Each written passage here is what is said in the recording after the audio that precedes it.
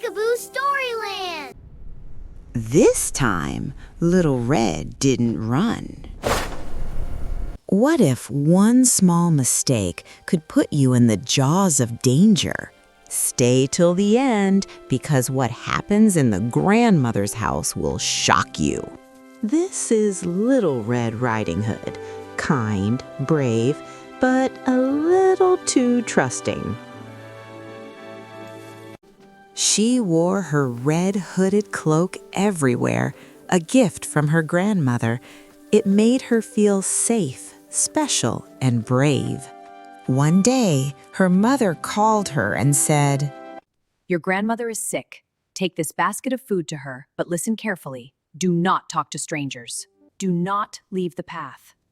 Little Red, promise me you'll be very careful." I promise, Mother. But the forest had other plans. Where are you going, little girl? To my grandmother's house? Why don't you pick some flowers for her? She'd love that. That's a great idea! And just like that, one small choice changed everything. The wolf ran fast. Straight to grandmother's house.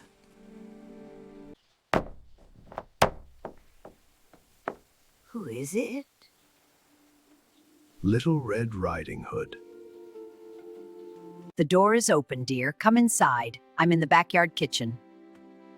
Door opened, and in one quick moment, the wolf entered. He spotted the delicious food. Why hasn't Little Red come out yet? Maybe she's resting. She must be tired. But he had a plan. He slowly entered the grandmother's room. He put on grandmother's clothes. The wolf lay in bed, pretending to be the grandmother. Little Red Riding Hood finally arrived. She walked right into danger without even realizing it. Meanwhile, grandmother was outside, completely unaware of the danger waiting inside.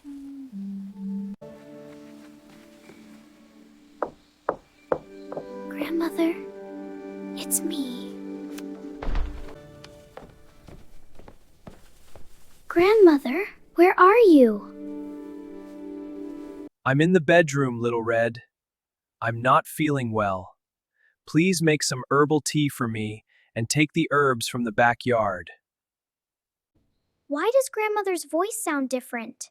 Why didn't she come to hug me? Maybe she's sick?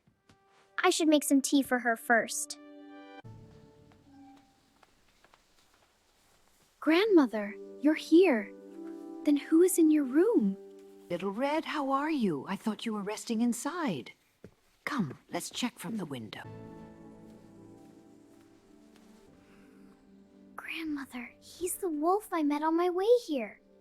What will we do now? Don't worry, I have a plan. But Little Red had a clever idea. She added strong sleeping herbs to the tea for the wolf. Grandmother, I brought you warm herbal tea.